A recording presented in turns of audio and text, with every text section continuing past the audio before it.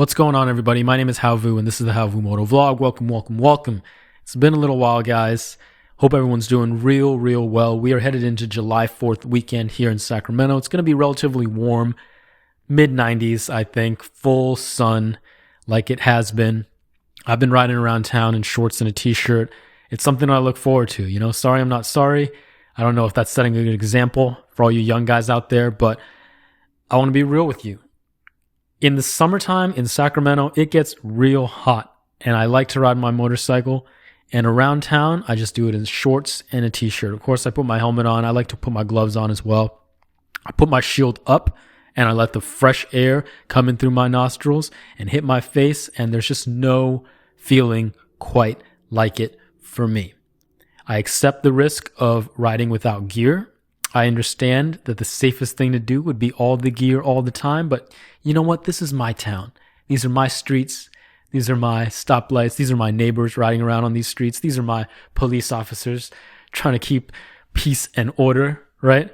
But I'm comfortable here. You know, like I said, this is my town. I've driven down these streets hundreds, thousands of times. I'm just going at a chill pace, and I'm just cruising.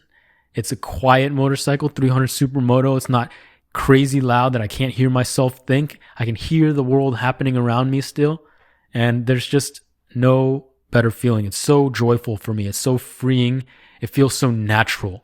And I love doing it. I'll strap on the backpack or just load on my little tail bag, go pick up groceries, go run a Target, you know, go pop into a friend's house across town or something like that. I mean, I love it. I love it, guys. So that's something I always look forward to when the weather heats up.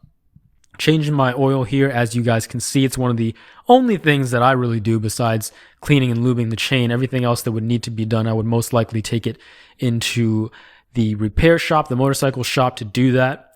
I live in an apartment here. All I really have is this large parking space. I don't really have that many tools or anything like that, but I do have the basic bare bones necessities to change the oil. It saves a lot of money, right? Just going to the dealership or going to a shop to get the oil changed, just what you would pay for that alone can buy you all the tools you need to do it yourself, and those tools would last you forever, right? Even if they were cheap tools. They're just so basic, the things you need, that even the cheap ones will last forever. So I highly recommend you do that, guys. I'm not the most technical guy. I'm not the most hands-on guy, but if I can change my oil, anyone can do it. I mean, it's super easy, especially on a bike like this.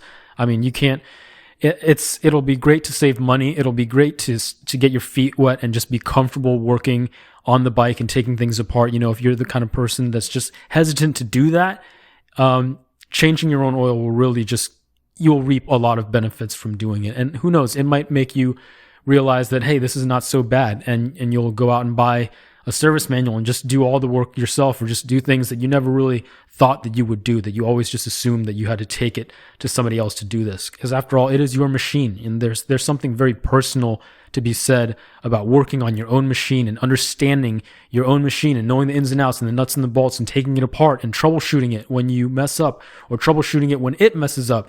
You know what I mean? So it brings you that much closer to the entire experience of owning and riding and maintaining this motorcycle. There's really kind of an art to it. And that's something that I look forward to as my relationship with motorcycles grows deeper, right? No matter what motorcycle it is.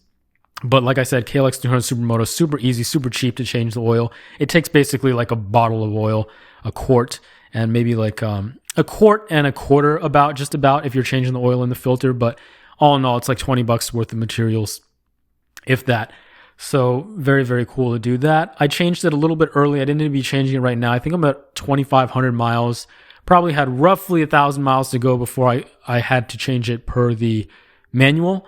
But I don't think it's ever a bad thing to have cleaner oil or a cleaner filter, especially when it's this cheap, you know, just whenever I feel like doing it, or, you know, probably a little sooner than the manual recommends. I think it's a good place to be, especially if you're in it to take care of this machine. You're really trying to extend the life of a well-built, Japanese designed, Thai-built machine, right?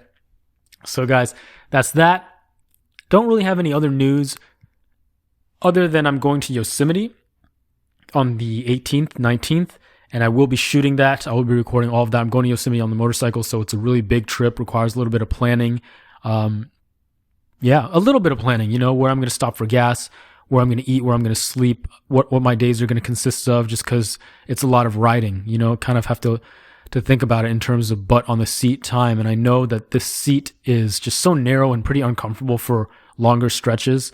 So it's just something that I deal with, but I think I've done a pretty good job of planning it all out on my head and on my phone using Google Maps and stuff like that. So I'm pretty excited to do that. So hopefully everything goes well and I can share some great, beautiful Sierra Nevada Yosemite National Park footage with you guys on the KLX300 Supermoto, and just give you my experiences with kind of going on a road trip with it, going to see beautiful nature on my KLX300 Supermoto, guys. Loving this bike.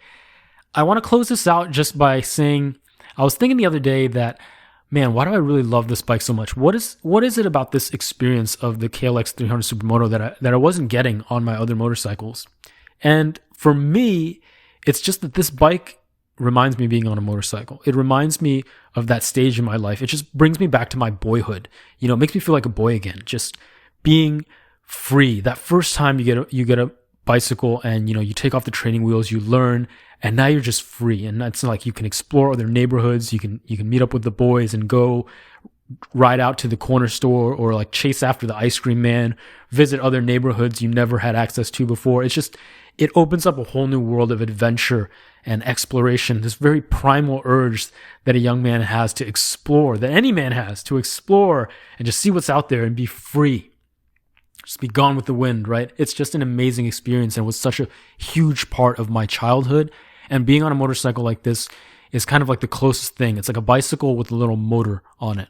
You know what I mean? Like the way the handlebars are, the way you sit on it, the way it's so narrow and so light and so easy to steer and so easy to move around. It's just great. It's quiet too, which is another really good thing. So you can hear yourself think. You can hear the world around you as you're cruising through the neighborhoods or just cruising through town. It's great. It's really fun to do that. It reminds me of being on a bicycle, and I think that's why this platform, these dual sports, these small, thin, light, punchy bikes downtown, right? That's what they're really suited for, around town, downtown, commuting, under 60 miles per hour kind of stuff. That's where you're going to have all the fun. And in order to have fun, I think you need to kind of be in that mindset, like it's just very freeing. Put your shield up a little bit, let the air hit your face, breathe it all in, take it all in. And this experience, it's incomparable to the other types of bikes, sport bikes, cruisers, sport tours. They're heavier, these big 400, 500, 600. I mean, you can't really compare them. These dual sports supermotos, they're in a different category because the experience is different, right? The way it feels, it's essentially just a bicycle with an engine. Whereas the other ones are true, like some of them are Land Cruisers, some of them are like race bikes. You know what I mean? So they serve a very distinct purpose, and that's where they excel, and they have so much power that power can really change the game. You know what I mean? Instead of just cruising around, you have all this power. It's almost like a time machine, right? That you're really able to almost bend the laws of physics, that you can go so fast from point A to point B, and everything's just a blur, and you're just moving through time at this crazy speed, right? But there is something to be said about taking it slow. Right? You're still kind of in the moment, but you're on this machine that can just kind of accelerate time just a little bit for you, but you're still there. You know what I mean? When you're going so fast, the world is just a blur, and you can't really enjoy the time it takes to get you from point A to point B. You just enjoy that thrill, right? The thrill of being pulled back, your hair flying back, and the engine screaming. There's a thrill to that, but you miss all of the moments in between. So the KLX300 Supermoto, a dual sport, a really light type of motorcycle, you get to savor those in-between moments with an engine that really feels good doing that. Of course, you can go slow on all the bigger bikes. Doesn't matter if you have a sport tour or a hyper sport track bike, you can go slow, right? But you can tell with those bigger bikes, for those of you guys who've been on the bigger bikes, they don't always want to be there. They don't really always excel and are comfortable just cruising around at those speeds. It's not an easy-going kind of feel with those bigger bikes, right? And that's just the nature of it. So with these bikes, it is. So for this type of riding, guys, if you can hone in on that and just really learn to enjoy it and appreciate that, man, it's just going to be you're never going to want to sell it. You might want to get a bigger bike, but you're always going to want to keep something like this around because that experience, it's just in a league of its own. So guys, that's it. That's all I have. I'll catch you in a couple weeks for the Yosemite video. Please look out for that. Let me know what you think. Leave a comment. Leave a thumbs up if you liked it. Thumbs down if you didn't. And as always, I wish you happiness. I wish you health. And I wish you unlimited joy on your motorcycling journey, wherever it may take you. Catch you on the next one, guys. Bye-bye. Thank you.